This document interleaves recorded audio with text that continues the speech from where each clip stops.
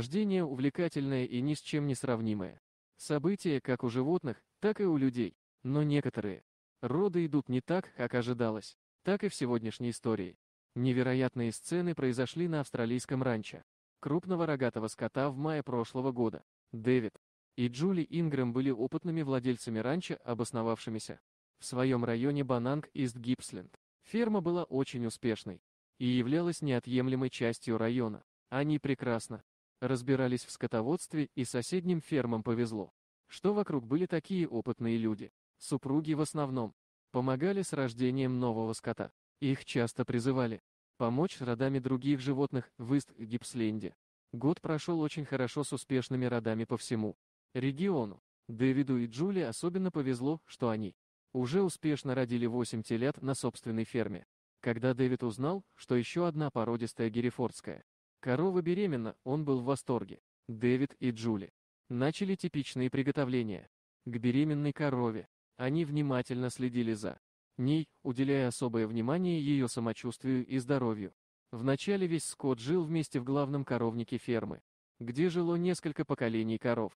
Однако через несколько дней Джули заметила, что ведет себя немного вяло, чем обычно. Она стала меньше есть и казалась нездоровой. Итак, корову вывели из большого сарая, чтобы она побыла в одиночестве и отдохнула, ожидая родов. Рядом с фермой был небольшой сарай, где они могли разместить беременную корову. Здесь корова могла спокойно подготовиться к рождению. Ей давали много пресной воды и еды, и она чувствовала себя комфортно на новом месте. Так что беременность началась благополучно. Но через несколько недель ситуация должна измениться. Корова начала есть большое количество корма каждый день.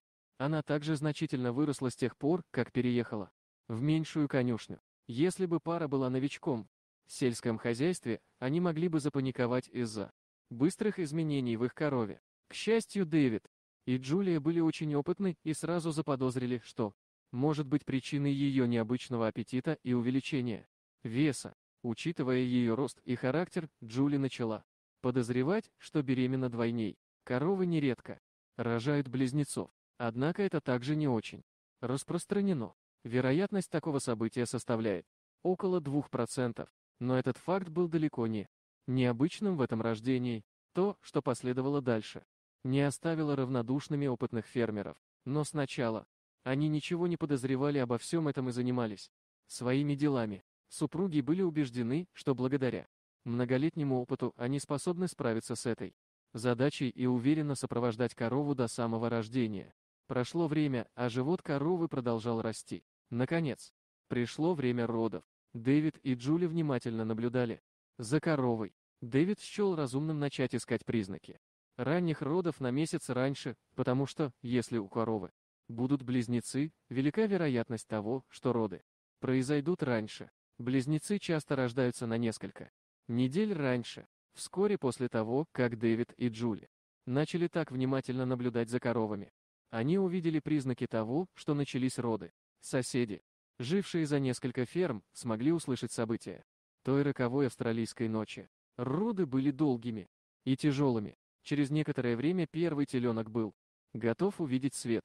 Дэвид помог вывести животное руками в перчатках, а Джули сосредоточилась на том, чтобы сделать мать максимально комфортной. Супруги закричали от восторга, увидев здорового теленка, нежно держащегося в руках Дэвида. Джули взяла ребенка, чтобы помыть его, и предложила ему что-нибудь попить. Дэвид остался с матерью-коровой, немного почистил ее и похвалил ее за ее усилия до сих пор. Затем он приготовился к другому теленку. Джули вернулась через несколько минут, как раз в тот момент, когда Дэвид вслух задавался вопросом, не ошиблись ли они насчет близнецов. Может быть, это была просто тяжелая беременность, из-за которой ее аппетит повысился больше, чем обычно.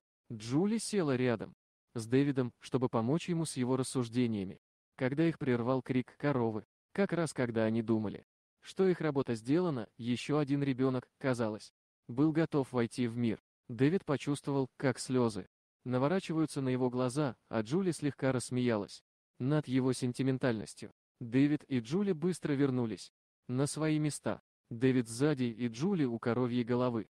Через несколько минут нажатия родился еще один теленок. Молодец, Джули похвалила корову. И Давид вынес младенца, чтобы корова увидела. Какой абсолютный успех. 2 здоровых малыша. Самец и самка благополучно родились.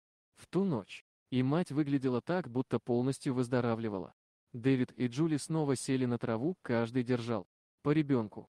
Они думали, что их работа сделана, но вскоре их ждал удивительный сюрприз. В головокружительной тишине после рождения близнецов корова очень странным образом отталкивает своих малышей, когда они пытаются приблизиться к ней. Джули подумала, что, возможно, захочет покормить ее грудью, но корова осталась в том же положении, в котором она родилась. Похоже, она была в бедственном положении, что очень сбивало с толку, учитывая, как хорошо прошли роды. Давид отложил телят в сторону и подошел к матери, чтобы осмотреть их. То, что он тогда увидел, потрясло его до глубины души. Дэвид наклонился, чтобы посмотреть, что происходит. Потом он заметил, что корова не готова рожать. Он кричал, чтобы привлечь внимание жены.